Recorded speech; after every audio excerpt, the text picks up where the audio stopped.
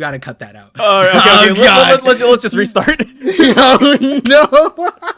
All right, so we restarted this video. So welcome back in, guys, to One Piece chapter 1071. Today we have the legendary Christopher, the King of Lightning himself, here joining us today on this collaboration breakdown video. King of Lightning, Christopher, would you like to introduce yourself for people who do not know you?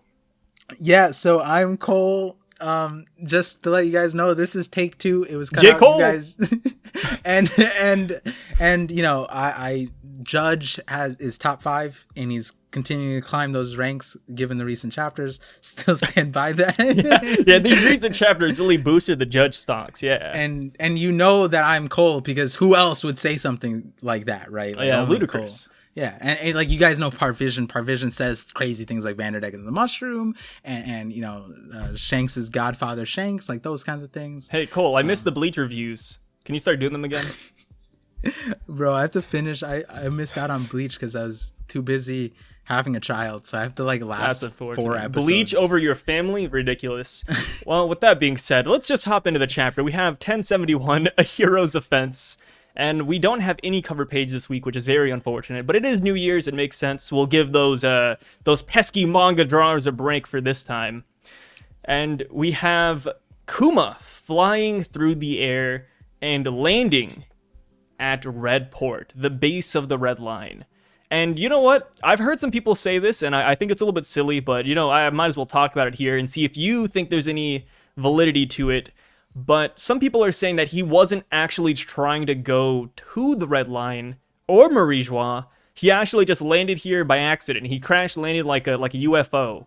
No, I don't see it. That's an interesting take. I don't see it like that. I was so surprised when people said that. Yeah, because the way I see it, I think the main thing is that he lands there. And I see it as a parallel to the legendary Iron Giant from 200 years ago, right? We don't know how or why it ended up there, but it shows up there for some unknown mission, and clearly with hostilities, and it seems like Kuma is doing that in a very similar way. And I think like that parallel continues to grow stronger, you know, from the get, because it's like, as I've been saying, anything Vegapunk has created existed in the past to a greater degree. So every single thing, we have examples of this, right? Vegapunk's recreating devil fruits. In the Void Century, they made devil fruits, right? That's one instance, but in the same thing, it's like he created the pacifistas. Pacifistas to me is homage to the Iron Giant, which the ancient is robot, and the Iron Giant to the movie Iron Giant, and that Iron Giant was a pacifist. And so like I think that the Odas took that inspiration to create that line, and so now we see like why would the legendary Iron Giant go to Mary Geoise, and maybe we'll get insight from why Kuma's going there. The only reason why I would see like it was a mistake is this is what I was thinking, because I was thinking about the way he was traveling. And maybe the Looney Tunes effects was still in there. I almost imagined like that he was trying to bypass the Red Line going to Egghead. And so he went through the Red Line. And so you just see like a comical like hole of Kuma in the wall. But then we got the panel afterwards. I think during the live reaction, you can see like, oh, like, is he going through the Red Line? Because when the explosion happened, I thought that was the end of it. And then they were going to skip to something else. But then we see him. And I was like, oh, wow, we see Kuma. We see him land, all that jazz, right? Something that I thought was interesting was low key. This is a soft thing. I don't normally power scale, but wasn't it when he did this to the Straw Hats, he bounced them all in Sabaody? He put them all in bubbles, and they landed in the bubbles. And was that to protect the Straw Hats from like the impact and devastation? Yeah. Versus Kuma's is like, I don't need a bubble. I'm that guy. You know what I mean? Which is interesting because you think he would have like a palm bubble protecting him since he did use the devil fruit on himself. But yeah, here we have it, man. He's a robot. He's not really thinking straight. He just lands on the floor. And I feel like if he was trying to go to Egghead, he could probably just bypass the Red Line by going above it. Yeah. Like, I don't feel like he would just, like, run into the wall and, like, crash land. And even then, once he crash lands, you'd imagine that maybe he just bounces himself again, but That's not the case, man. He just stares up at the world government logo, and this is exactly what happened with the robot. I'd almost imagine that when the anime comes along to animate this, it might not be the same thing as what happened to the Straw Hats. It might be that Kuma's like propelling himself with the pawpaw fruit constantly, like he's flying, like Iron Man kind of thing. Yeah, like that's probably because he's going there like as a directive, like he's directly going there, which, like you're saying, if you wanted to go elsewhere, I would imagine with the pawpaw fruit and with his fruit in general, regardless of how he does it, he'd be able to go there. I don't see why he wouldn't be able to do that. Yeah, it doesn't make sense to not make it. Yeah. And the thing too is that with the ancient robot, he actually climbed the red line. So if Kuma, with Kuma arriving at the base of the red line, maybe we do see him climb just like the ancient robot. Like, it's pretty much just a giant mirror, really. Which I just realized, I didn't recognize this until you just said it. He climbed the red line, but Vega Force 1 has anti-gravity. Yeah. And like the pacifistas can essentially, like, they need to climb? Well, Kuma himself wouldn't need to climb because of pawpaw fruit. But does that mean the Iron Giant didn't have anti-gravity? I think he did. I think the ancient robot did, but I don't know, maybe it's like symbolism. Because like we're looking at Kuma right now, right? He's most likely going to go up to Mary Geoise because obviously that's above the red line. He could just teleport himself there, but it looks like he's just gonna climb. Like, it's very fascinating. Maybe there's something about the climb that is important. Maybe like a long time ago, there was something above the red line that isn't there today that they're looking for. There's so many questions with this, but I think it is kind of funny that the citizens are just like running away. Yeah, like their homes are destroyed, like everything's in rubbles. Like, oh my god, it's Kuma. What is he doing here? Yeah, to be fair, I would be afraid if a big, essentially naked man, I think his shirt is open, so we get to see his, this is the first time we see his actual musculature. Yeah. Dude, he has like a six-pack going on, dude. It's freaking nuts. Like, I mean, I'm not to like profile anybody. Hopefully the comment section can forgive me, but he is 100% Samoan. Like, you think so? Dwayne The Rock Johnson and like Maui from Moana. Oh, like... wait. If the live action ever makes it here, do you think Dwayne The Rock Johnson would play Kuma? Yes, he has. Oh, that would be and so Dwayne cool. The Rock Johnson only plays good dads, except for maybe Black Adam. Hey, we don't know if Kuma's a good dad yet. It's not confirmed. Going to. He's it's Kuma. Not. He's literally. Hey. Stories leading up to it, not confirmed. Yeah, but we have multiple instances of him being a good dude. From when he doesn't even need to be a good dude. From the Straw Hats to Vegapunk to Bonnie. There's no gaps anywhere where somebody said, like, Kuma is an awful dude. Besides the epithet of the Tyrant of the Sea. But guess who gave him? Guess who gave him that title? Your people. But here's your the thing. people. And we don't trust your people. Hey. All I gotta say to all the people out there who distrust the world government, just remember, we keep everybody safe. And you know what? It's not propaganda. Propaganda is born from truth, is what I usually say. Wait, hold on. Isn't Kuma an agent of the world government? Isn't he a slave pacifista? Oh wow. Look how great of a system you have going on. Where your own robot is attacking your own constituents. It's because the revolutionaries kidnapped him. It's their fault. We must defend the world government at all costs. Didn't they say that he escaped? Like, not that he was, like, taken away? He's meant to be... What's he doing here? I heard he fled the Holy Land. Well, he didn't flee the Holy Land. The revolutionaries kidnapped him. That's what really happened. They're the bad guys in the story. Don't forget, guys. Rob Lucci for Pirate King. Or World Government King. Whatever have you. God. So, Kuma lands here.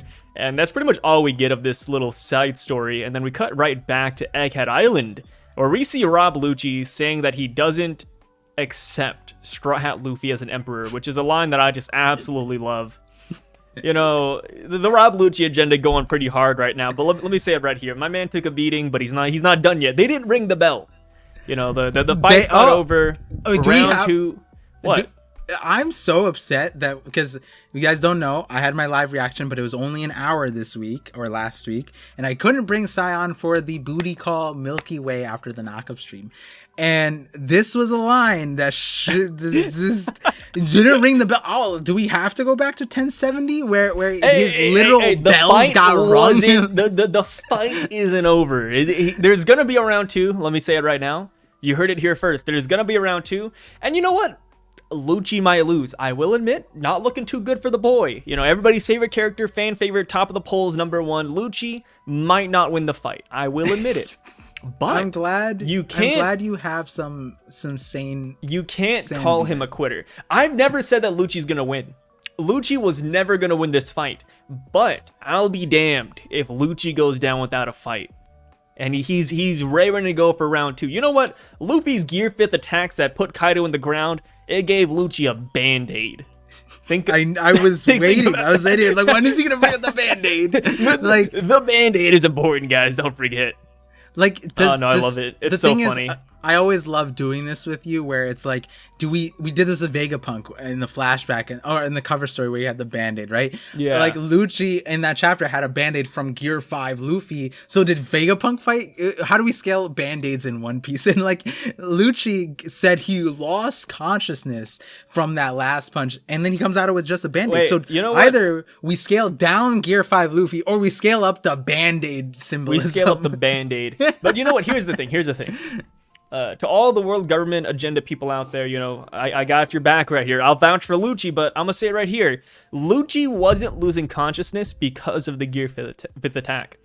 What was he losing? Okay, what was he losing consciousness to? He didn't sleep enough last night. He didn't. What do you mean he didn't sleep enough? No, he was on a ship the entire way. Exactly. He has seasickness. He is seasick. He's an anime protagonist seasick. Now. He's Natsu Dragneel from Fairy Tail. Lucci is seasick. Have we seen him eat? No. So he's also hungry, starving. Might I add? Oh, the shading you see in that panel. It's not shading. It's bags under the eyes, because he's just so damn tired. Can you make a video called Lucci Copium and say this nonsense? Hey guys, we don't know if he even ate. Did he sleep? Did his mom tuck him in last night? Do we even guys, do you guys think he fought a really strong opponent before this? Maybe he took down Kaido on his way here. I love it. I love defending like Lucci and the world government. I think it's one of my favorite pastimes. Because I'm having fun the crazy things you can come up with to like always bend the narrative is amazing. I gotta know. I've been disconnected from the community for basically most of December, but I gotta know.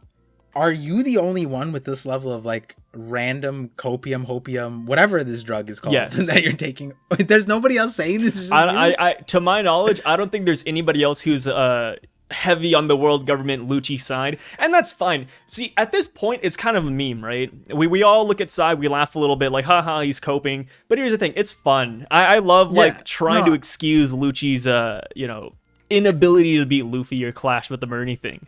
And I know that. Great. I know when you're capping and when you're being serious.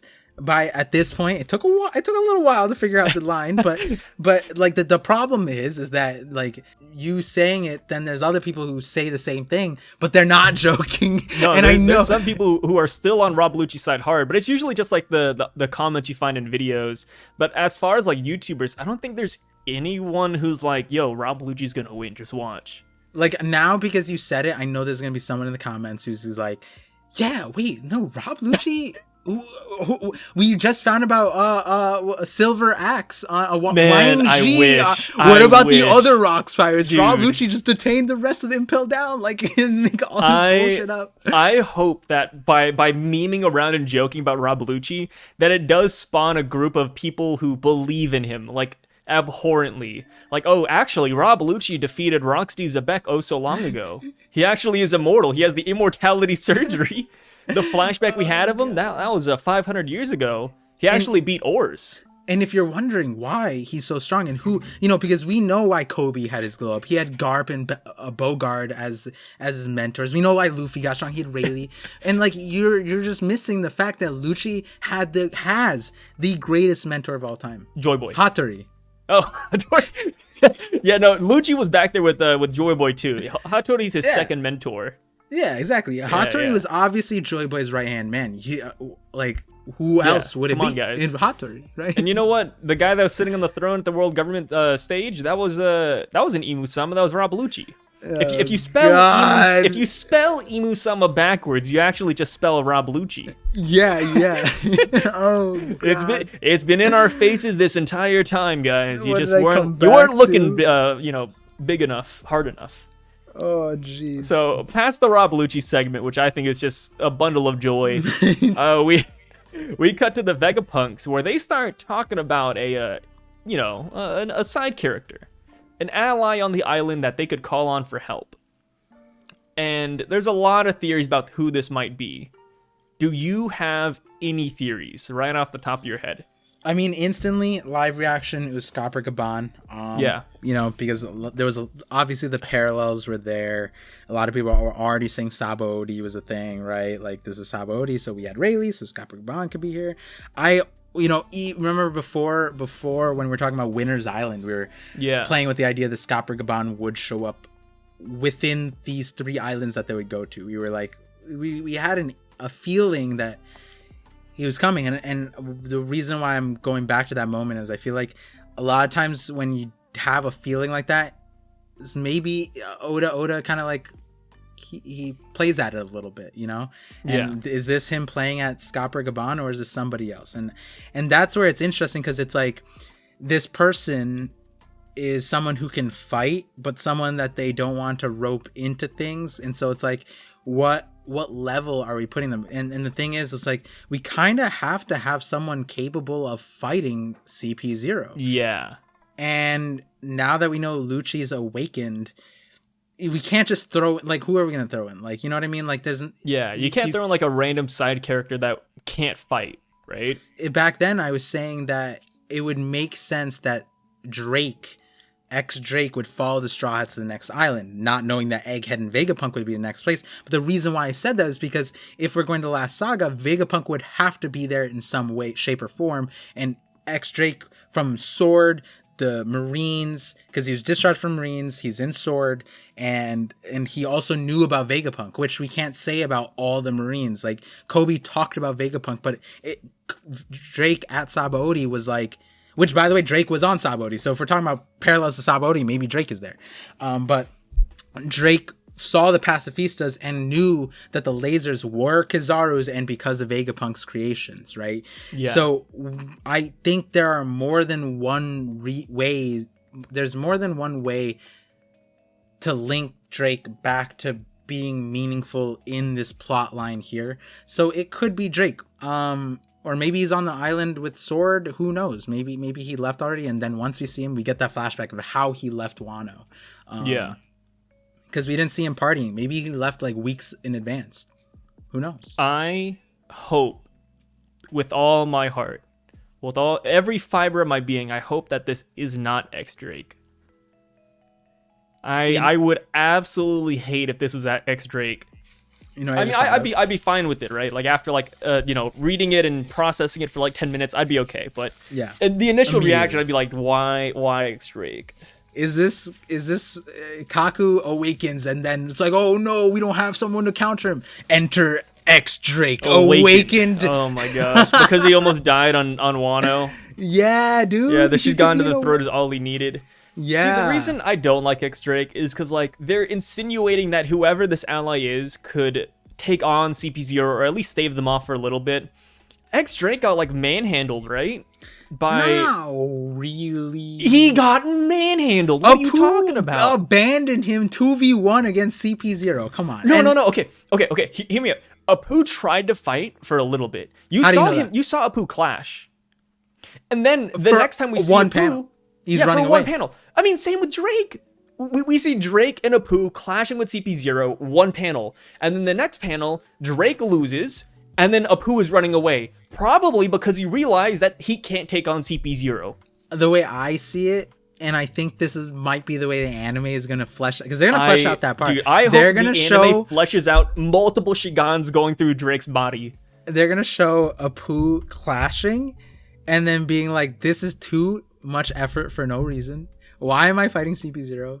You got this Drake piece, and then he's gonna bounce. Okay, he's but what we're saying is that, like, whatever their name was, like Guernica, Maha, and all of them, we're saying that those guys, Joseph, are stronger than Rob, Lucci, Kaku, and Stussy, and somehow Drake all of a sudden can take them on. I don't buy it.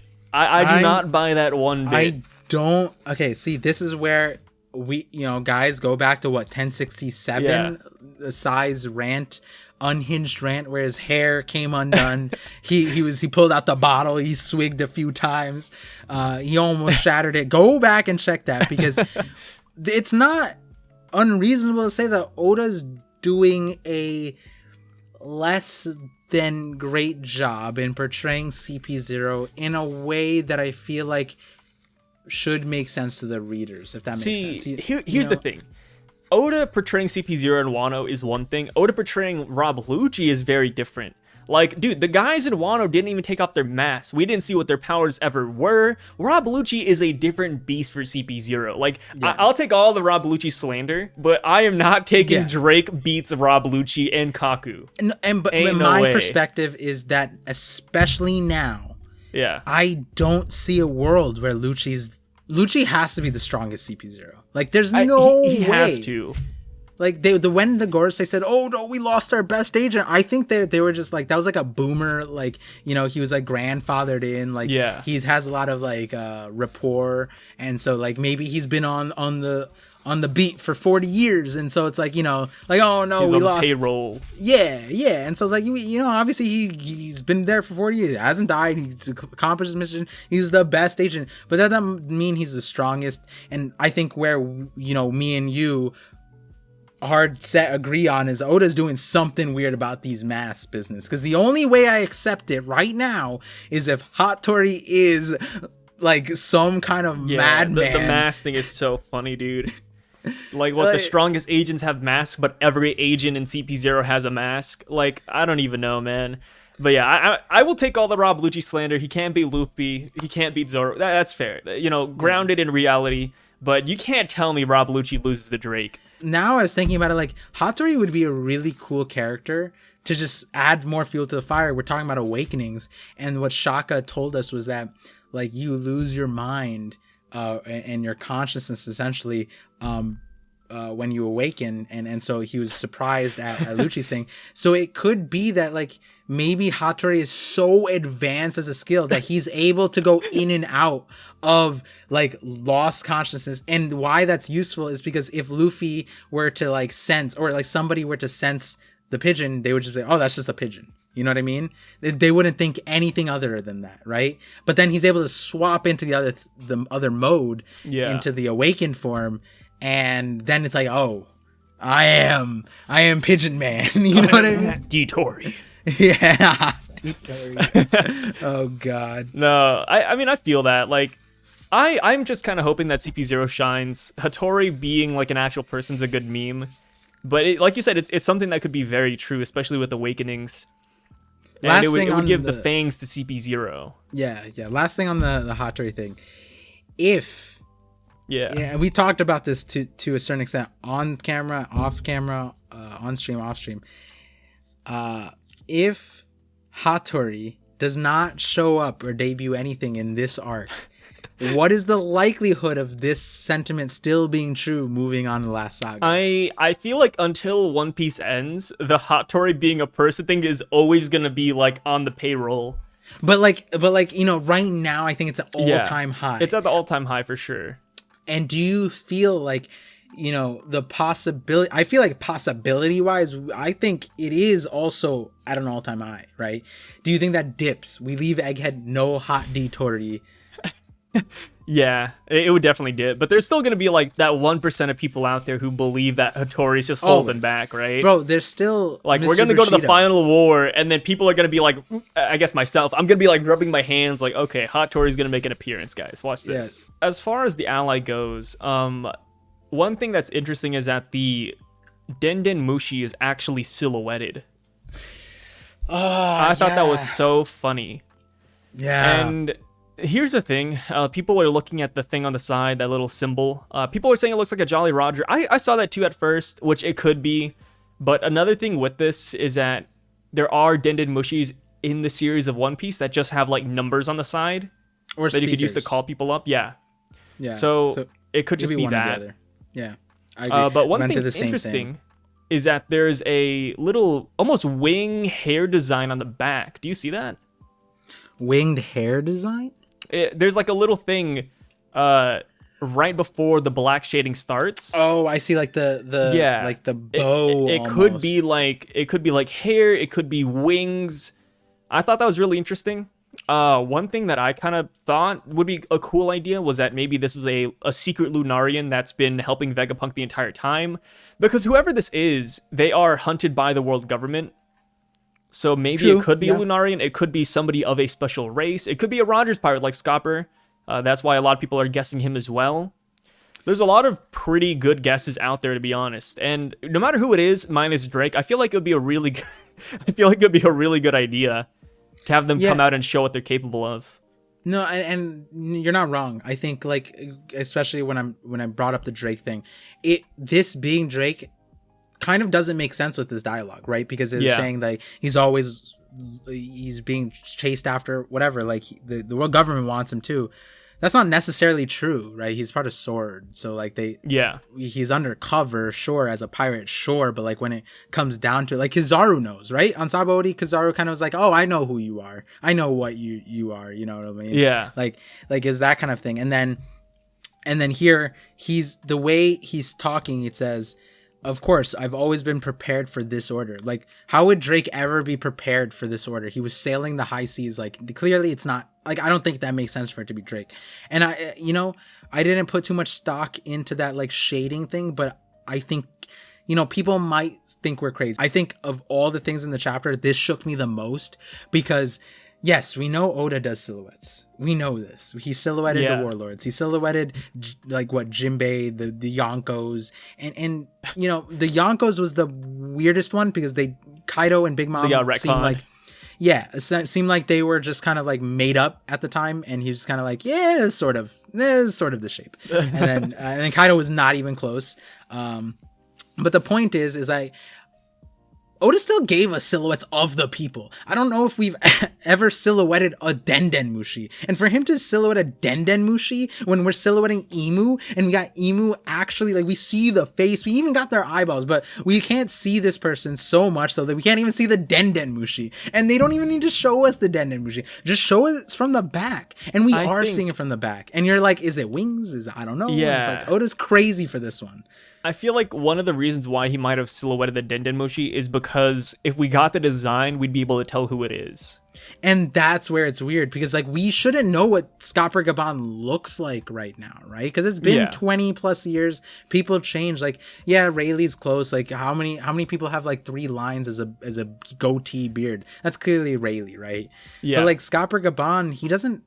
Unless he puts sunglasses. He has like glasses. Yeah, maybe there's glasses at the very top where the dialogue box is hiding it. I'm okay with that, but then why silhouette the rest of it? You know what I mean? Mystery, diversion. And here's the thing too, I just thought about this, but since Scopper's main weapon that we've always seen him with was like axes and battle axes, maybe that's where Sentomaru got the battle axe from. Maybe like Scopper taught Sentomaru the ways of the axe, which could be kind of solid. Maybe there's a connection there, right? Because that's a very interesting weapon. Sentomaru I disagree on the interesting part. I'm pretty sure there's lots of people with axes aren't like that crazy. All right. In the world of One Piece, who has an axe? Axe Hand Morrigan from like what, chapter 2? Sentomaru from chapter like 403? And then Scopper Gabon from the Roger. That's 3 characters in the entire verse. Even Crocodile made a sand axe. Like, but that's an attack. Luffy has a Gumu Gumu axe. But the thing about it, he's a Logia. He can make any shape, any weapon. He decides to make an actual axe. Who picks an axe? That's like somebody picking up kukri blades and not being like, oh, maybe he's connected to Helmeppo. Well, I know who has kukri blades, bro. Like, okay, but that's different. Those are crazy. Those are rare, even amongst axes are pretty rare. Like even, but the thing bro, is, Zoro. Swords, there how are many times has Zoro in the world? How many times has Zoro clashed with an axe and been like, "Wow, that's a unique thing"? But he clashed with the Kokoro blades and was like, or whatever they're called, and was like, "Wow, that's a very unique choice in weapon." But when Zoro fights people with axes, it's like faceless marine fodder. Not Axe Hand Morgan. Well, yeah, but everybody was astounded by Axe Hand Morgan. What are you talking about? He has an axe for a hand. Okay, you can't tell me Zoro doesn't look at Axe Hand Morgan and just like, writes it off. No, he was definitely shocked. What are you talking about? Chat, let us know if axes are actually comments. Let us know. Battle axes are not common in One Piece. I agree with you on the point that if we go back, what did Sentomaru say? Did he just say he was taking a day off? Like, does Sentomaru seem like the guy to kick his feet up, chill at the beach? He seems like the kind of guy to go training, right? Yeah, he was training his battle axe with Scopper. I like that. I actually do like that. Sentomaru doesn't feel like the kind of guy who'd kick his feet up for vacation. It seems like he'd be training. Scopper Gaban being an axe master of some sort, right? I think that would actually be really cool, make a lot of sense. Also, maybe that's a way we get lineage for like Scopper Gaban and like Sentomaru, where they're from. Maybe we get an understanding of like there's some camaraderie. Maybe Scopper Gaban like it also calls Vegapunk a certain thing too. Yeah. There'd be a really interesting way to tie in characters, because that's something that I do a lot with my theories, especially since we got the notice of One Piece is ending very, very soon from Oda, like earlier last year. I like took that, and I think it's an accurate way to look at things, because it's been proven a few times now. Not 100%, obviously. No logic line will be 100%, but you take the loose ends and you start connecting them together. And I think like now we should look at that more commonly. Like, do we think Scopper Gaban's an important enough character to show up again in the story? I think so. His name has copper in it. Copper is a huge thing to me, because we have gold Rayleigh, gold Roger. Silver's Rayleigh, Scopper, Copper, Gaban. The reason why, and I talked about this many, many times, is that those are all conductors, and conductors for energy. And we're now at a point where it's like, we're talking about what is energy? How do you get free energy? Vegapunk's trying to figure out what that is. And then we're on the other end, we're trying to figure out that like dreams are so powerful. They're literally fueling devil fruits and these desires and all that stuff. And then what did Roger do? Roger was the conductor for, we call it the golden age of pirates, but it was also the age of dreaming about the One Piece or whatever pirate aspiration you have. And so Roger was the conductor for dreams that were shunned by the world government. At the same time, Silver's, Rayleigh's, we don't usually use Silver as a conductor, so it's less of a conductor, but yeah, he conducted Luffy into the direction towards where he is right now. And Copper is actually one of the most commonly used conductors. So I think it would make sense that he would be really useful for Luffy's, last saga, for the adventure jump. Yeah, final adventure and last horizon, for lack of better words, for his powers, right? Yeah. I mean, I agree. I feel like Scopper Gaban always needs to come back into the story at some point. Like, he's such a prominent character, right? Like you said, from the name to him being a part of the Rogers Pirates, and he's been showing up in all the Roger flashbacks too. Like, he's not a character that's just going to be forgotten. And he has the notorious battle axe combo. Like, who else in One Piece has that? That is sick, right? I just keep on bringing that up. Double wielding axe, I'll give it to you. Which I gotta tell you right now. If Lucci had axes, game over for Luffy, man. Kaku over here using swords. What a fool, man. He should have just picked up a battle axe. He beat Zoro in a blink of an eye. Yeah. Something like that. One more theory I have out there. I know we're spending a lot of time in the ally portion, but it is a big part of the chapter. But another one is this could be the real Kuma, or a Kuma that has some consciousness to him. That's kind of where I'm leaning, mainly because with Kuma, or at least the quote-unquote real Kuma landing in the Red Port, there's almost a 0% chance he's going to show up on Egghead at this point. Like, he's out there doing his own thing. He's about to do some random robot mission. So if that's the case, then Bonnie might never be able to reconnect with her father in this arc, which I feel like is a loose end in and of itself that needs to be solved relatively soon.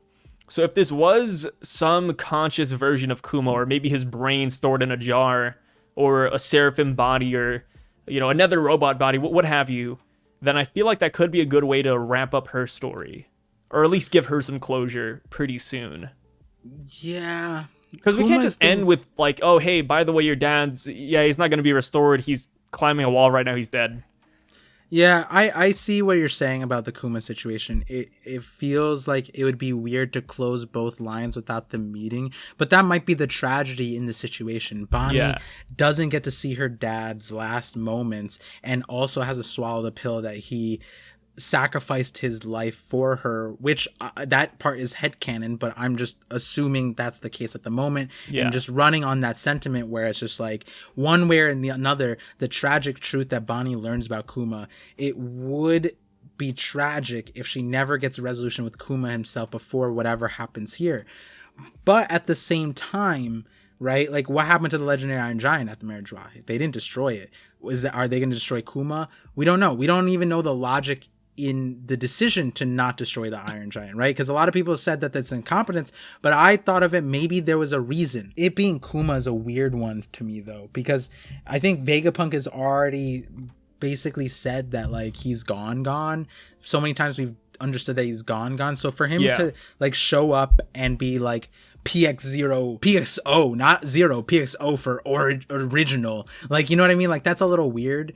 And like, while you're talking, some thoughts were running through my head where it's just like, it's so crazy how Oda uses the manga to hide this, because if this were the anime, maybe we'd know from the voice who this is. Oh, because yeah, that's kind of interesting, when you brought that up. Like, the reason why the silhouette, the Denden Mushi silhouetted is because we'd probably recognize who it is based off of, maybe it's sunglasses from Scopper Gaban. Maybe there's another thing that we couldn't see. One way or another, maybe when the anime comes around, the voice is that recognizable that we hear it. And I was thinking about it, like, who would be allied with Vegapunk that would be this significant? And I was thinking, like, this doesn't make sense. It doesn't make sense because it would have to be someone who's been here for a while. But the warlords were just chased because they were abolished. And we do know that some capacity the warlords interacted with Vegapunk because he had the DNA somehow. We don't know yet. But what if there was a warlord that was more on his side? And I can't quite think of one at the moment. Like, Moria doesn't make sense. Doflamingo's impelled down. Mihawk is with Cross Guild. Boa's on Amazon Lily, and I don't know if enough time has passed for it to make sense to say what they said. Weevil doesn't make sense, but those would be characters that you would insert them, and they would be able to box with CP0. Moria's a meme, sure, but like, he has the reputation to be able to scale up to this age. Yeah, maybe he has robotic zombies. Maybe not Moria, but the other ones. Yeah, I know what you mean. Yeah. There's so many options here, so we'll just have to see. I feel like this is a mystery that will get solved relatively soon. So you're leaning towards Kuma more so than Scopper Gaban. Yeah. But here, let me ask you this question: Kuma aside, are you leaning more towards a new character that we have not seen? And the reason why that's a possibility, in my opinion, because the silhouette could make sense, because we could be shown that character later on and just not know it's that character, and then we put two and two together later, and for some sort of surprise. Or it's an old character that we already seen. Which one are you leaning more towards? What I'm doing, okay, so here's my hierarchy of this. I have Kuma at the top, Scopper right below him, and then I have new characters, and then below the new characters I have everybody else. That's kind of where I'm leaning, but I mean, it's a mystery, but I feel like we will get this solved relatively soon. I don't think this is a cliffhanger that is gonna hang us up for too long, especially with CP0 like hunting down Vegapunk right now. Like, I feel like they're gonna have to make an appearance relatively soon. I'm leaning towards your right. It might just be that after the break week, we do get the reveal of it. So it doesn't make sense to, like, try our hardest to figure it out. But at the same time, I feel like that's the fun in One Piece right now. Because, like, like, when has Oda, we're in the end state, literally the last saga, and he decides to silhouette Den Mushi. How can you not want to figure out what this is, right? Because if you're right off of a Den Mushi, and then like these minor context clues between Vegapunk, like, bro, like, I think that's so much fun. I think that, like, putting that puzzle together is really cool. But at the same time, I think we have to take that with a grain of salt and be lighthearted about it, right? Because there's gonna be a lot of people who be like, "Oh, you think it's Drake? You're fucking stupid." You like, and then they, throw whatever slurs and shit, and it's like, bro, we gotta silhouette a Den Mushi. If you believe it's Drake, you deserve the worst. Oh God, I don't trust you anymore. Yeah, but like, it's over, and then it ends up being Drake, and I look like a fool. I feel like I want it to be an old character. If it's an old character, you know what? I'm gonna say it right here. Anybody but Drake. Don Krieg. If it was Don Krieg, that'd be so hype. Don't even. People are saying, well, what if it's Geen? Yeah, no, that was what I was. But then I know you like the Don Demon Krieg. Commander.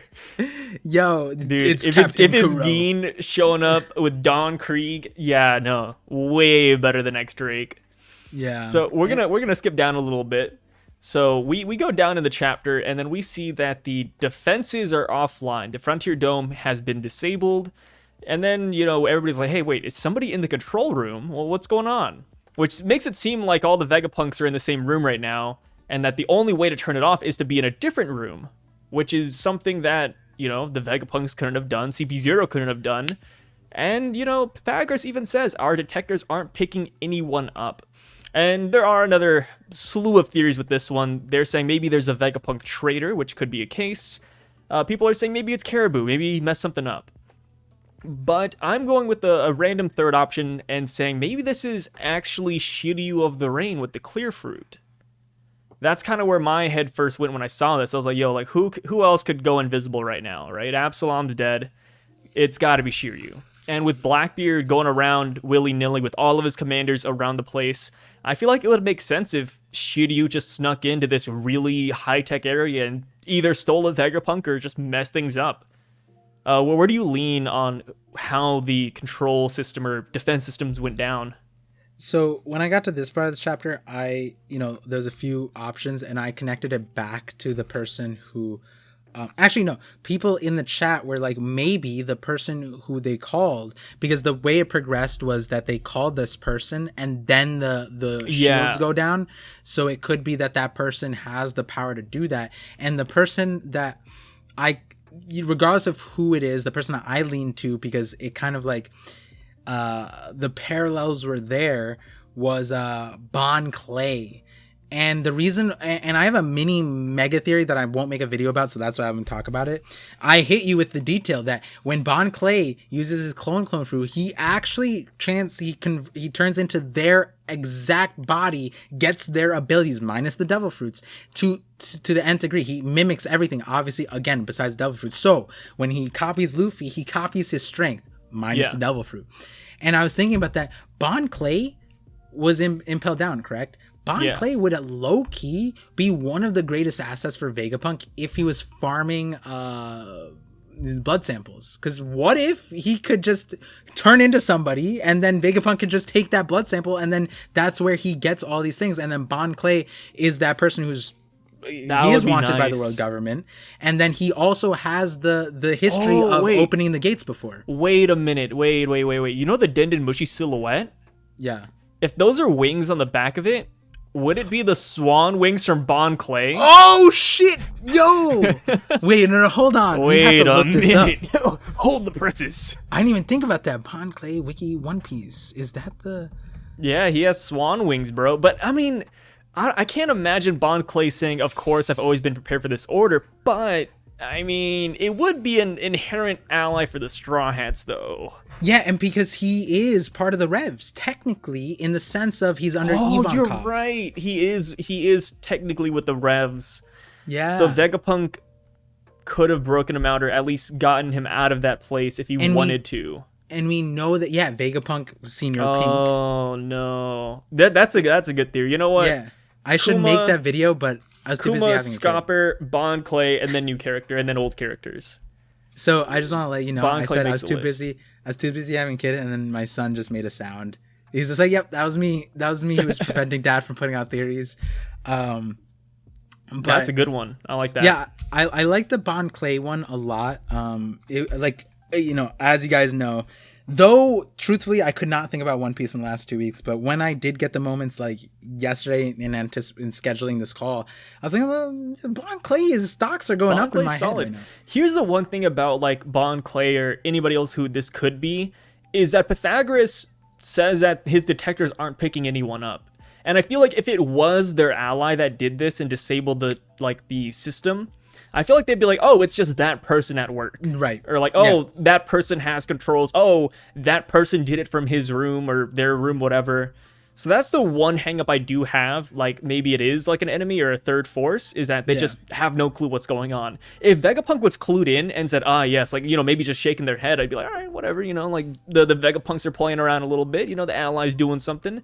That's cool, but like, no, they're just as panicked as everybody else, right? And to that point, right, it could be disjointed. Bankai could easily just be the Denden Mushi, and the person who did the thing could be completely separate, right? And so to that point, where I like it, and this is I think where a few of us went to in the live reaction, with the limited time, was people brought up Shiryu. They did bring up the Shiryu, but I think it makes way more sense for Lafitte, because Lafitte actually has this exact feat multiple times.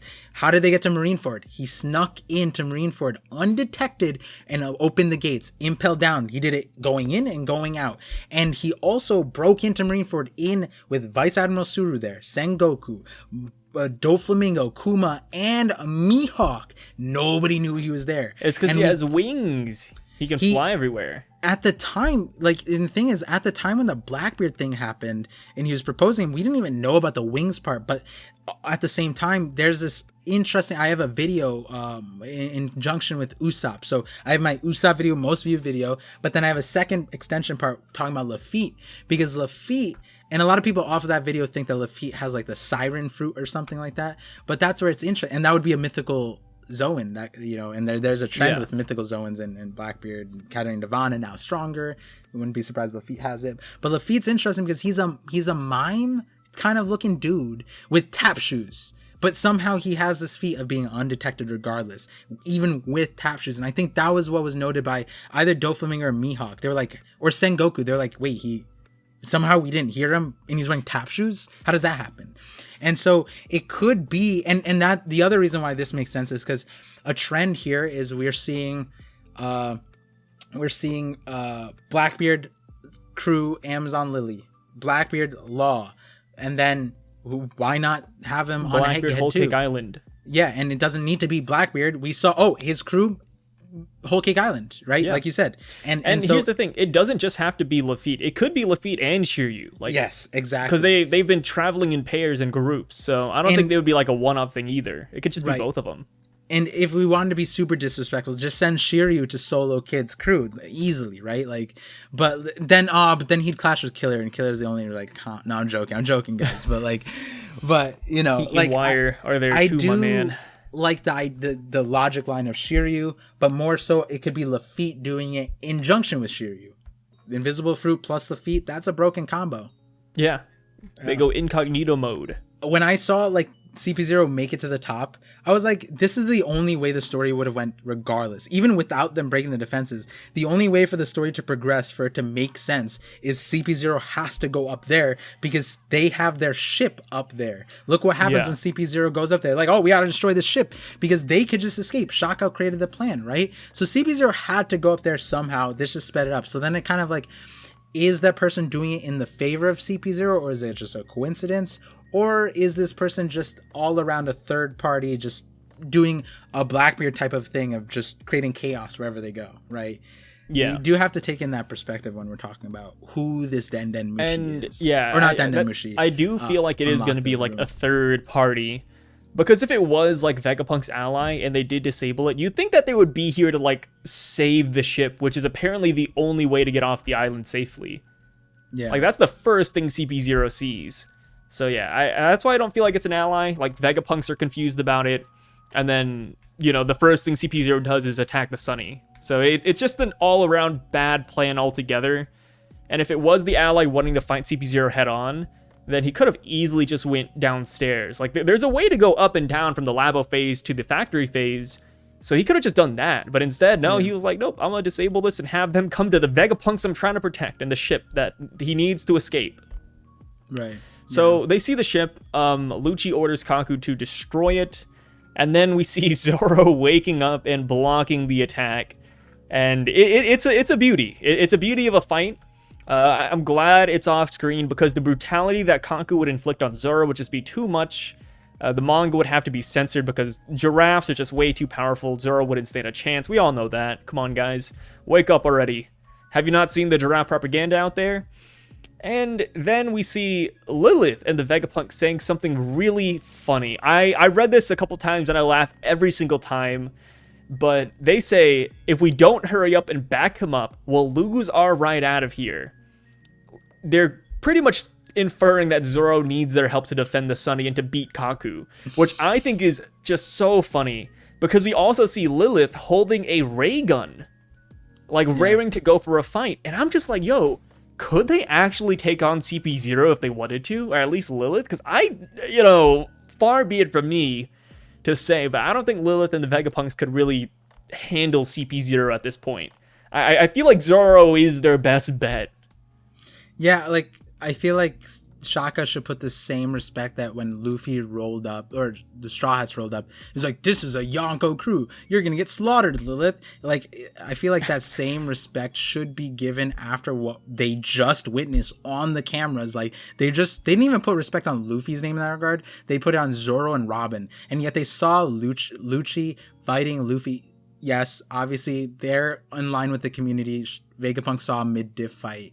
Lucci losing consciousness by the end of it and not landing a single hit on Luffy. Fair, but it's still an awakened leopard. Like, that's terrifying. Yeah. And then who knows about the draft, and it's CP0 agents. And they flew. I don't know about you guys, but if someone flies at you, like, and you can't fly, you should probably run. Like, that's just not like a fair fight. The funniest part is that Atlas got one-shotted, bro. Yeah, Atlas the Wrath. Apparently, like, the fighting Vegapunk got destroyed. Like, one hit.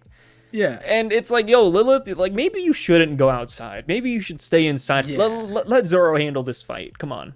This is like the textbook, like the person who thinks that they know how to fight, but they've never been in a street fight. Oh, yeah. And this is like no street fight creds. Like, bro, they flew at you. They killed your sister, like, essentially, in one hit. Like, no diff, maybe not awakened. Yeah, like how many times have you seen this leopard get hit by a ray gun? So maybe we shouldn't, like, if you saw them get hit by a ray gun, then maybe you should go at them with the ray gun. But no, you didn't. You know what I mean? Like, it's got to be like Pack-a-Punched or something. Like, that ray gun has to hit hard. Yeah, like, the only way it works is if it's like, from like the cancer gun from Batman. Yeah. Or it could be like a sea stone emitting gun. One way. Like, that's kind of cool. Like, Lilith shoots it out and, like, seawater, like, a blast of shockwave. I don't even know. Like, the energy of the sea? No, yeah, I like energy that. of the sea. Like, it's got to be something ridiculous. But then to what take about over Stussy? Devil for users. Stussy just gets rocked by Zoro. Yeah, I mean, the thing, and that's going back. I made sure we were all on the same page on the live reaction. Like, yes, Luffy is stronger than Zoro. I think we all can agree. But I think a lot of people are like, can Luffy solo all three of them at the same time? I think so. Yeah. But can Zoro do it? Luffy could probably do it. There's not a doubt in my mind that Zoro can do it. And I know that sounds crazy, but it's like Zoro, it doesn't matter what, that is my bias. I don't care. Like, Zoro will die 5 times before he loses. If that's kind of where I am. Like, Luffy fighting all of CP0 at once, mid-diff fight, right? Luffy would probably body them. It would be kind of sad. I don't want to see it. Don't do my boy Rob Lucci like that. Zoro fighting Kaku, Stussy, and Lucci at the same time, I feel like would be a higher diff fight for sure. But one way or another, I feel like Zoro would win that fight. Yeah. Despite, like, we could say it's high diff, extreme diff, whatever have you. But I feel like Zoro would pull out. And, like, I was clarifying, and, like, oh, so then you can't have Zoro's number 1 in your verse? And, like, no, like, 1v1, like, obviously Shanks and Kaido, that's, like, a different thing. This is 3 people who are supposed to be at a certain realm of the world. They're not supposed to be they're not supposed to be Shanks level. I wish they were, though. Let me tell you right now. Lucci is the only one at there, but Zoro is also supposed to be there. You know what I mean? Like, could you Zoro... imagine how amazing the story would be if Lucci beat Shanks off screen? No, stop. It's going back to the beginning of the conversation. That's the kind of cope he drags in Shanks and he's like, I finally took down one of these bugs. Yeah, I was taking care of Barto and I cleaned him up, and then Shanks decided to roll up. Yeah, and I cleaned him out. I was going for a midnight stroll, and then Shanks and his party wagon showed up, and I just did short work with them. Stop. But here's a measly 4 billion berry bounty for you. But going back to like, you know, they build a time travel machine for Lucci to beat Roger. Roger would beat him in his sleep. I don't care what you have to say. You don't know that. Hey, Lucci, guess what? Roger would beat Lucci. Lucci puts on a band-aid and he says, time for round 2. No. It's game over. No. But like, you know, I think this panel when Zoro wakes up, I think like, I don't even need to like, this 2022, one of my favorite panels, and then maybe I'll go on a limb and say this is probably one of my favorite pages of 2023, and I'm gonna go at the end of 2023, I'll probably still remember this, because this Zoro waking up just so nonchalantly and not even like unsheathing his sword for the first thing, he's still like, who interrupted my nap? That was so nostalgic. That was like back to the time skip. That was back to the Zoro that we love. Yeah. And like on top of that, we just like, we're questioning where Kaku is in the world, and this is how far beneath he is. Right? To be fair, we only see them clashing. We don't know if Kaku is struggling or not, bro. Kaku, stop it. Not in his zone form. All I gotta say, he's not a giraffe yet. No swords out. Whatever. Let me clear my throat. Kaku still has a chance. Leave it to me. Tempest kick, sky slicer, and then he's a full ass attack. You see it, and Zoro doesn't even unsheath his sword, bro. Stop it. Here's the thing. We're getting another callback, because this panel right here is pretty much a callback too, because Kaku was on the ship while Zoro was sleeping, so it's kind of reminiscent to that.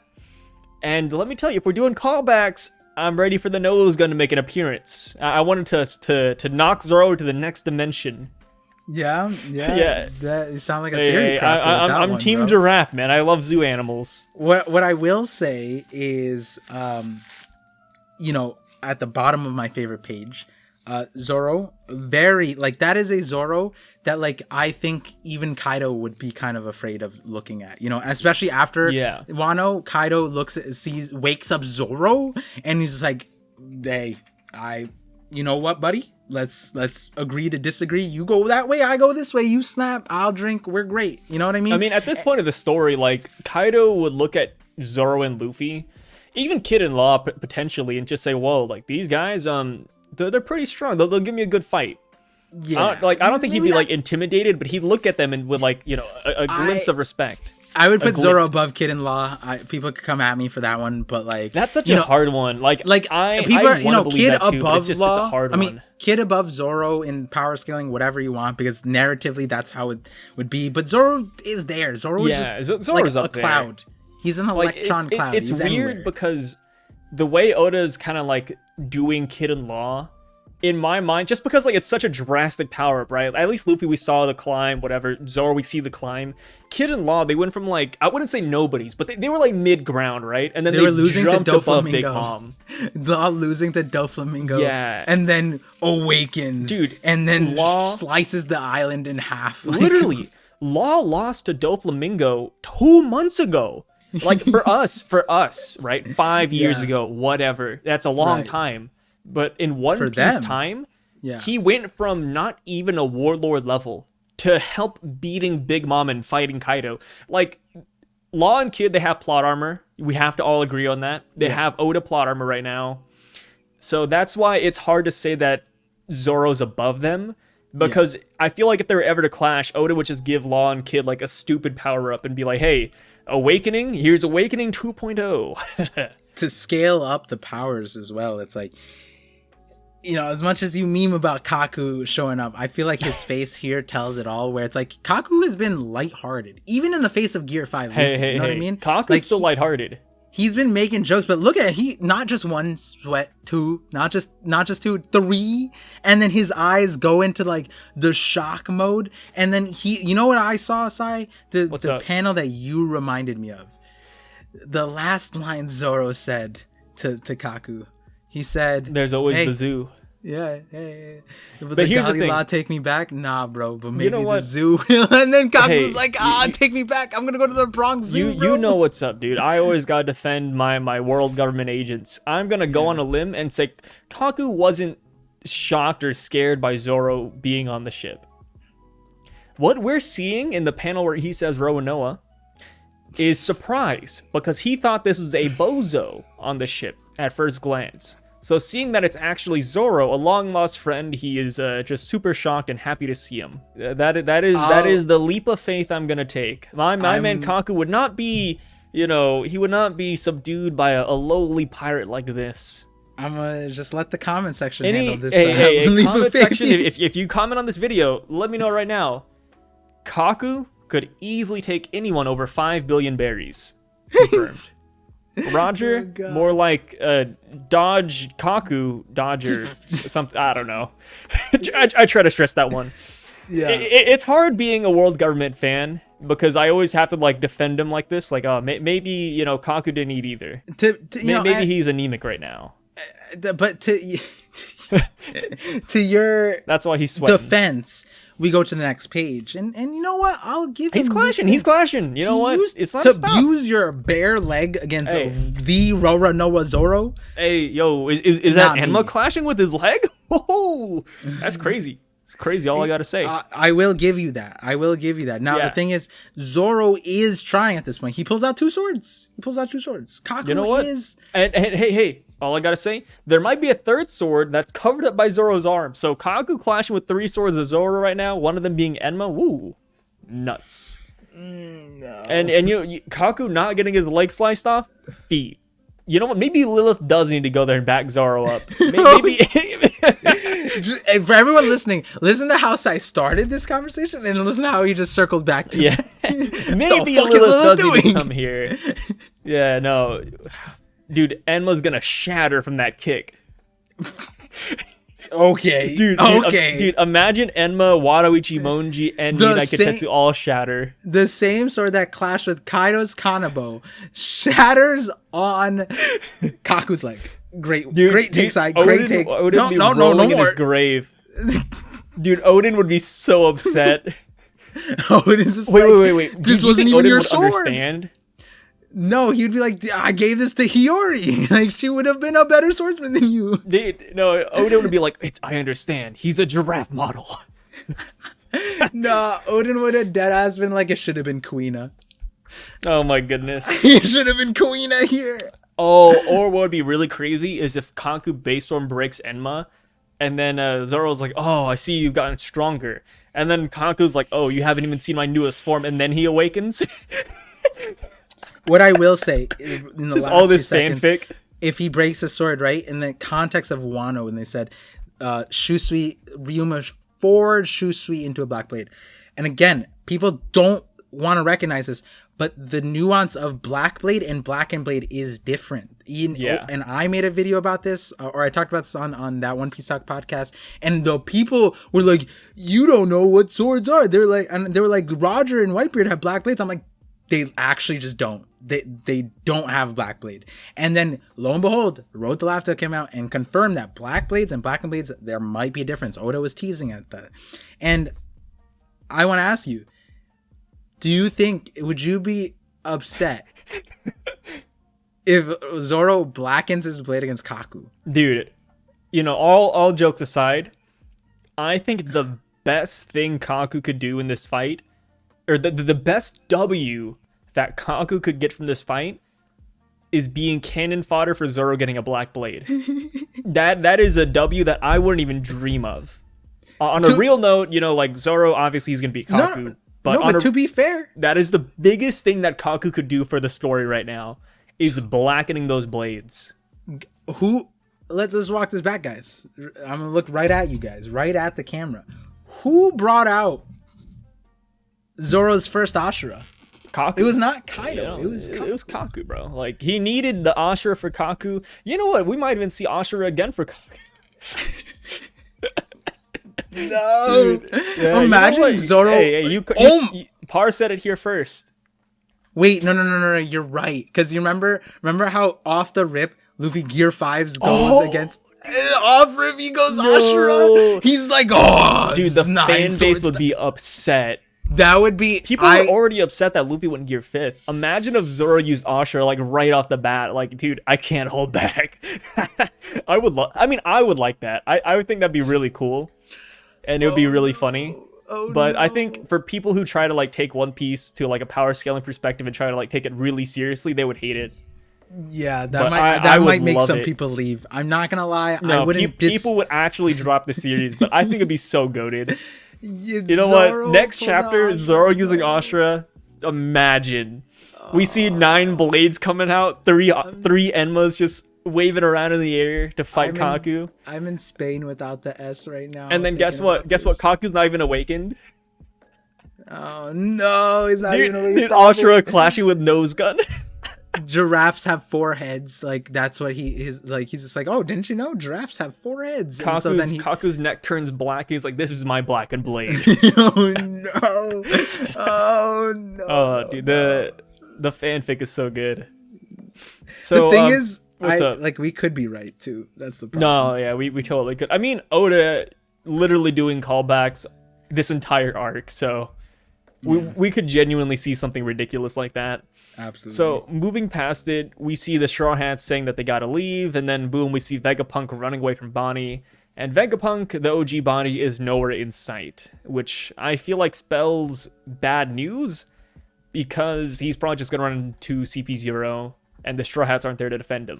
True, you're right. Very unfortunate. And then we cut over to the last 2 parts of the chapter, which are absolutely huge. And disjointed at that, which is like, not that a lot of people were like, how many changes are there going to be? I was surprised that we got so much. Yeah. But then I was reminded with, this is the chapter Oda started 2023 with.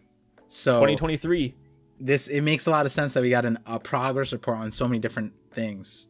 Yeah, no, we cut to Elbaf, and we see a Kid has finally arrived, which I keep saying is like MC plot armor. Kid literally has MC plot armor.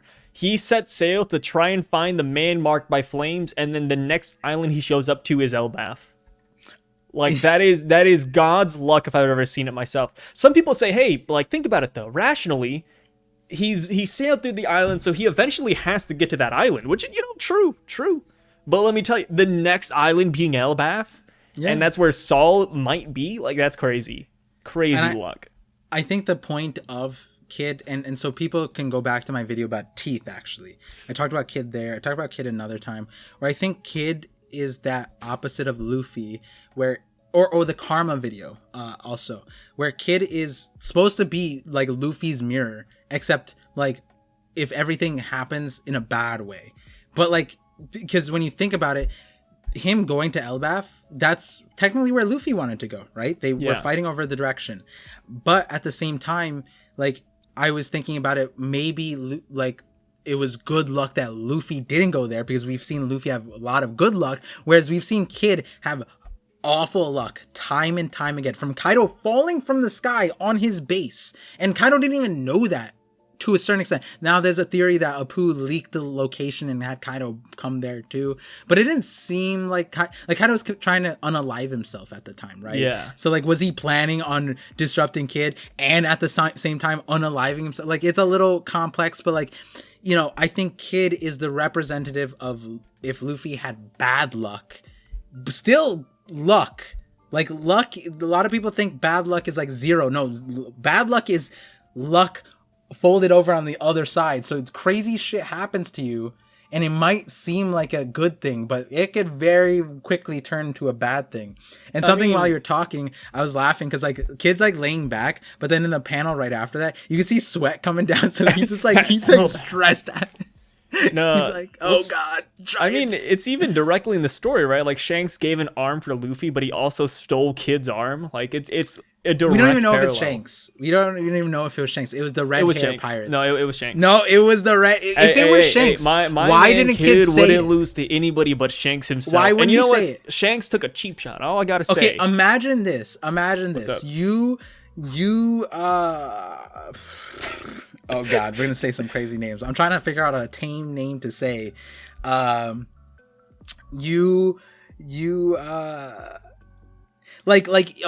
You get your arm. You get your career and arm taken away by Jay-Z, right?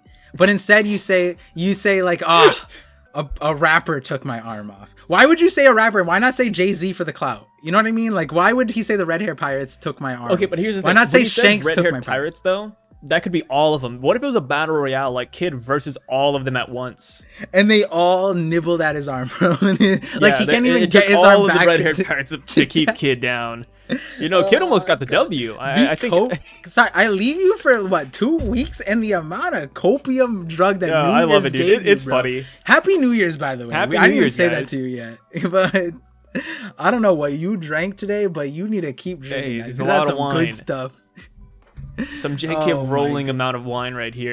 Okay. But the funny thing about Kid is imagine like the other scenario where like he actually just fought somebody random, like, oh God, Shanks was tougher than I thought. He took my arm. And then Killer's like, Kid, that wasn't Shanks. That was Yasopp. That was Yasopp, Kid. That wasn't even Shanks. Oh God! And then kids is like, shh, we're not saying that. It's captain's orders. Yeah, It was and then Shanks. we go back to Syrup Village, and then at Usopp's home is Kid's arm. at his mom's grave. Yeah, it's on his mom's bedside. I'm a great pirate. Look at me now. He's like, I wasn't able to bring. Oh no, it's Kid's arm with milk. Like, Wait, why milk? Because he finally came. Oh, home. because Sai. Yasopp finally came You home. can't. Those memes. That's not good. Bad Sai. That's not good. That's funny. That's hilarious. But dude, Yasopp literally. I was watching Syrup Village with my wife, and let me tell you, the amount of memes that came out of Yasopp leaving his sick wife to like go to the sea and become a pirate, unfathomable amount of memes, bro. And I bet, like, when dude, you does said, Yasopp even know that she died? I Do you think he does. ever like Yeah. came around and figured it No, out? Or that's do you think what's he's just, worse. Like, chilling? No, that's what's worse because he wasn't that far away. He was at Bro. Dawn Island with Bro. Luffy. He Dude, wouldn't even that's say true. yes. Dude, Yasopp was literally like on a nearby island, and he wouldn't go home to check on Usopp, bro, It or was his their like home wife base. who's It dying was- on a bed. It was their home base for years, like actually No years, way. and he never visited Usopp. Not And once then, did he visit like, Usopp. And that's where I talk about it, where it's like, I get in story, it makes sense, but I've talked about this plenty. It's a miracle that Usopp, like, Oda has to, like, give Usopp some kind of mental disability for this to give Yasopp because when Luffy showed up on the island and Luffy was just like, Yeah, I'm I from met the your dad a neighboring couple island. times. Yeah, He always visited me. We sang songs and dances. Usopp should I be didn't like, even what think the about fuck? that. Like, Yeah, the minute Luffy says that, hey, yeah, your dad was, he visits me like every other week. yeah, Usopp that's the should be equivalent upset. of having like a second family, but like worse because it's like the kid came to you, Yeah. and then he rubbed it in your Dude. face. And then the whole time Usopp's like, oh, my dad's living life as a pirate. He's sailing the high seas. He's going to crazy places. pirate No, boy. he's next door. He's at the neighbor's house. He's visiting the kid across the street. What are you talking about? Yo, Yasopp is... Yo, needs- I gotta see what the reunion's looking like, bro. Like, the minute Usopp meets Yasopp, it's gonna be super wholesome. But And I that's- feel like they have to address something like that. Usopp and Yasopp have maybe spent like less than a year together. Like, Yeah. there's no way Usopp has any fond memories of his dad that are like that crazy. It's not like Garp and Luffy or Shanks and Luffy, you know what I mean? Like, Luffy Yeah. has Stockholm syndrome when it comes to Garp. And it's like, fair. Garp was actually present for his life. He didn't leave for milk, right? Yeah, it's essentially like saying Luffy could somehow connect with his dad. It's like, how? Yeah, Like, he doesn't Luffy even didn't even know he had a dad. Yeah. And Usopp did this with Yasopp. I think that's hilarious. No, worse than that. Usopp didn't even know what pirate crew Yasopp was on. No, you're right. Yasopp didn't even tell his family where he was going. He was like, yeah, I'm sailing, I'm leaving. And Goodbye. Shanks was there. Shanks himself was there. He recruited him. Shanks went out of his way to find Yasopp because he had that notoriety, and he didn't say, I'm going to join the red-haired pirates. Had he known, then Usopp wouldn't have been like, oh, I'm sure my dad would have been a great pirate of the sea, blah blah blah blah. No, he would have known my dad's part of the Yonko crew at the minimum. He just left. So Shanks made Windmill Village his base for a couple years, right? In the timeline of One Piece, from Windmill Village to Usopp's Syrup Village would probably take like maybe 2 or 3 days. You're telling me in the span of years, Yasopp couldn't spare 2 or 3 days to see his dying wife and son? No, and what's worse is apparently he can connect to him through dimensions. You know what's funny too? Is that when we have the flashback of Luffy in Windmill Village, whenever Yasopp is drunk, he's talking to Usopp like, oh, my son's a great kid. I love my son. You gotta meet him one day. But it's like, why don't you meet him? Why don't you meet your son? Like, are you sure? Like, I don't know about that. And ironically, we came to this conversation. I know there's a few people memeing like, don't be a One Piece dad. I'll let you guys know, my son is right there. I am not going to be a One Piece dad. Yasopp, bro. Like, the more you talk about him, my clarification is in the story. The reason why it's okay is because Usopp is dumb. Like, that is the only explanation. It's just One Piece, you know. Yeah, they're always gonna be wholesome more than anything. We gotta forget about the realistic aspect of it. But here's the thing. One more part before we go on.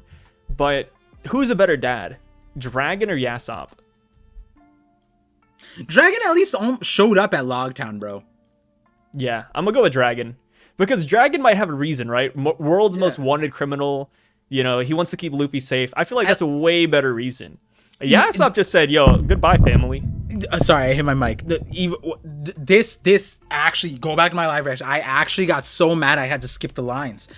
When Yasopp, at the end of Onigashima, chapter 1055, he said, I'm not ready to see Usopp yet. I was like, bitch, when the fuck you gonna be ready?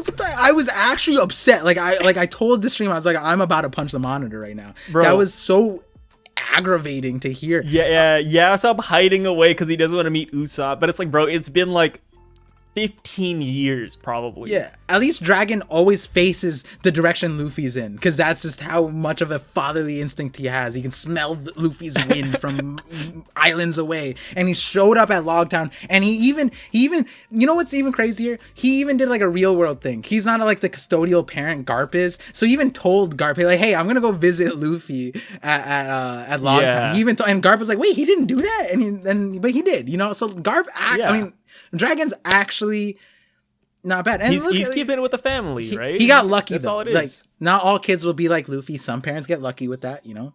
He got lucky with a kid who lacked some core facilities in emotions that would allow him to be upset about Dragon not being there, right? Most people don't hear about their dad and be like, wait, I have a dad? That's a thing? I thought I just spawned. God, it's so good. Yeah. I like how that's a perfect segue, though. We went to an Usopp rant because of Elbaf. I love it. Yeah. Well, I mean, that's also a great segue because Usopp, Elbaf, but then now we got to Garp and Dragon, and hey, who's on the next panel? Speaking of Garp, we have Garp rolling up to G14, which, you know, he's pulling a Yasopp right here. You know, Luffy's on the island right beside him, but he's just like, hey, like, let's go for Black. He said, let me go for my real son. Show me where Kobe is.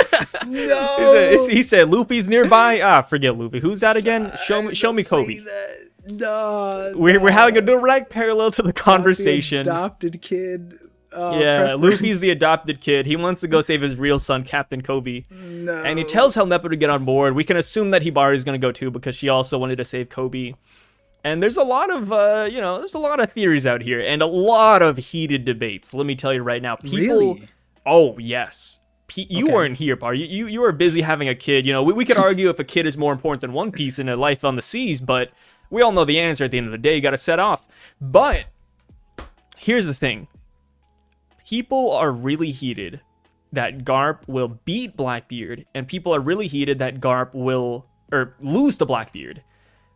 You know, people are really arguing for both sides here. There doesn't seem to be a clear winner, which is surprising because usually whenever we have a matchup, Rob Lucci versus Luffy, it was like 90-10, right? 90% of people were saying Luffy would win, 10% saying Rob Lucci might pull something out. Lo and behold, Rob Lucci did put out a good showing, so Rob Lucci W right there. But as far as Garp and Blackbeard, this is very 50-50, which I am very shocked about.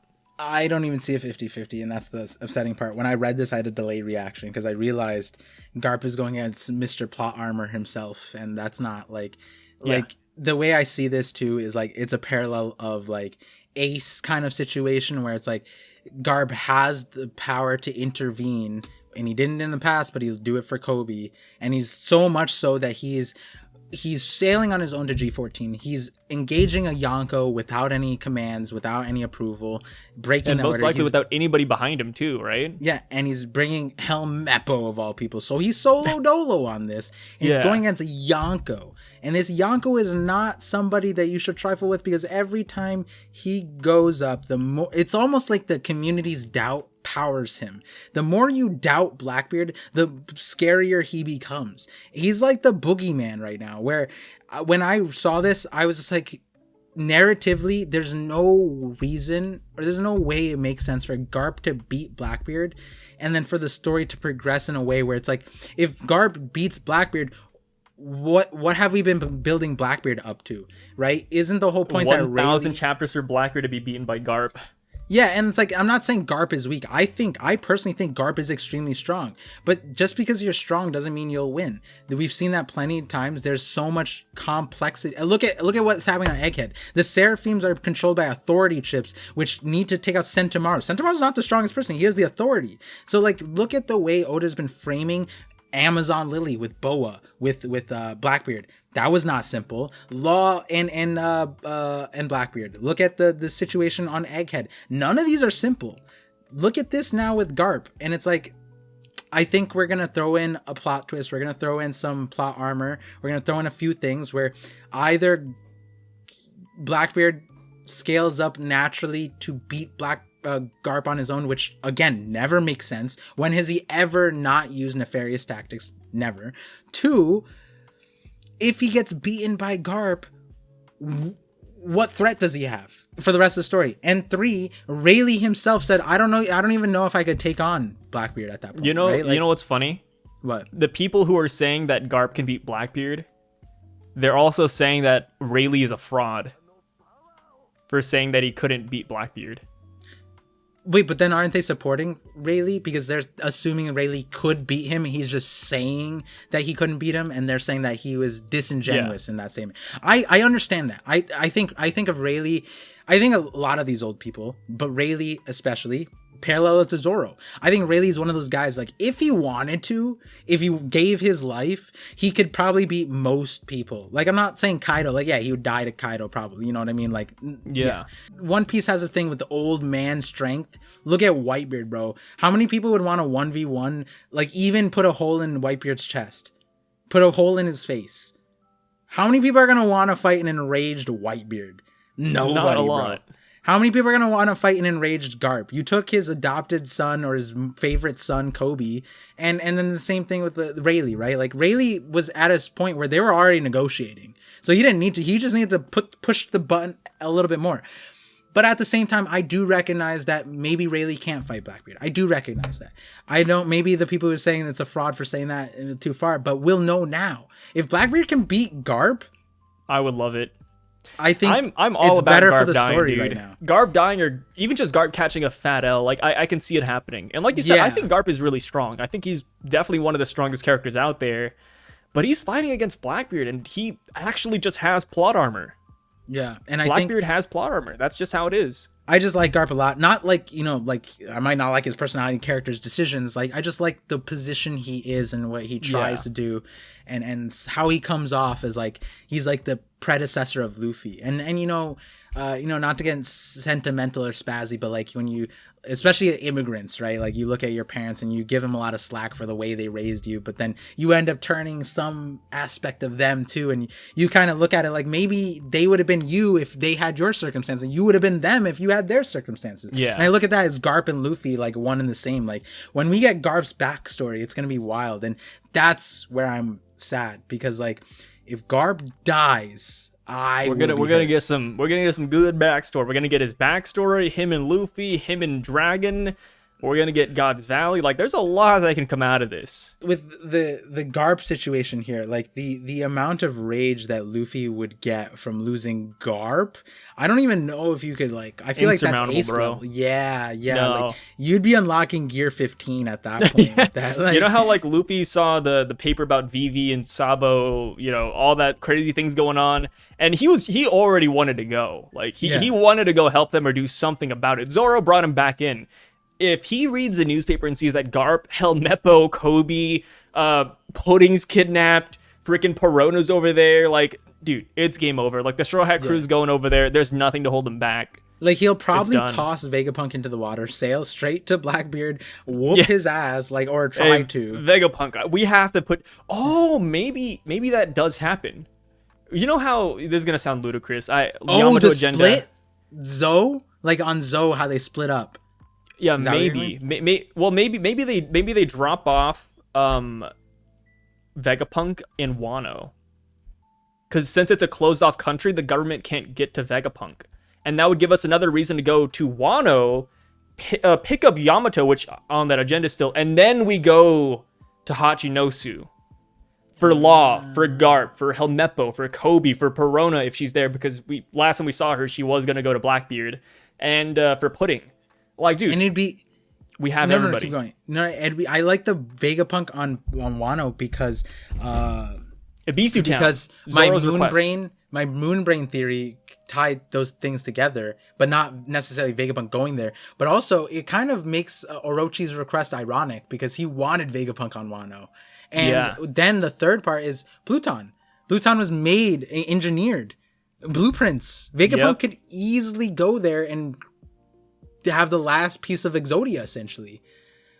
No, that's a good one. I mean, I always have believed that we will go back to Wano, especially relatively soon. But I feel like the pieces are starting to fall together now, and I'm really excited to see what's gonna happen. But this is a great chapter, man. Everything's going down. I think the most hype part is definitely Garp, in my opinion. I really hope they continue this onwards. And a lot of people are saying that he might go and help Law, which I just want to debunk. But Garp wants to go to Hachinosu. He doesn't want to go to Winter's Island. So if he goes to Hachinosu, he's probably just going to run into Blackbeard, who has finished his fight with Law, depending on how much time has passed. So there's a lot of time differentials here that we don't really know the context of. Like, is Law's fight over? Are they still on Winter's Island? How long will it take Garp to get to Hachinosu? We have no clue. But there's even some people who are trying to like cope with the Garp thing, saying he's going to survive, he's just going to rescue Kobe and get out of there. But dude, Garp is going in with the heat. He says, I'm going to beat the snot out of those pirates. He's going for a fight. Style? That's not Garp style. That's like saying Luffy's going to go undercover and, save Vegapunk, right? Like, no, dude. It's literally Garp. Yeah. And like it's different when Luffy went undercover, it was someone else's idea. Or it was his idea, but it was like comical. And then it Garp, breaks. Like, Garp, Luffy undercover, gone the next chapter. Like, come on. Yeah. Garp can't do it, especially with Garp being almost an enhanced version of Luffy to an extent. But yeah, it is definitely a great chapter. Yeah, it is going wild. Any closing thoughts on it? Anything else you want to touch on before we head out? No, I mean, other than this, I feel like every chapter I get new ideas. Like in this thing, like I don't know if I'll be able to share some of these theories, so I shared them here. But there's a few other things that I want to talk about, and eventually we'll get to them. And I think next chapter is gonna give us more things to think about. I think Oda's on a he's inspiring, a hot streak, bro. Yeah, he's on a hot streak and inspiring thoughts, and I love that because like making the connections, making the theories, all that stuff, that's my bread and butter. And I just want to get my videos out. So hopefully Oda chills out, and we have 2 weeks till next chapter. So we can. And you guys, if you guys want to check out more of Christopher's content, check him out down below. I'll tag him at King of Lightning, so definitely go check him out there. And thank you again, Cole, for hopping into the call. I know we're both on really tight schedules right here, so we have to end it a little bit early, but hopefully we touched on every single subject. Yeah. And yeah, thank you guys for joining us. I know this is coming out a week after the chapter released, but this is the best time we could release it. And have a happy new year. Happy 2023. Hopefully Garp is the man that dies. I know we're all rooting for it. I'm kidding. God. Oh, God. Not Garp. But yeah, you guys take care.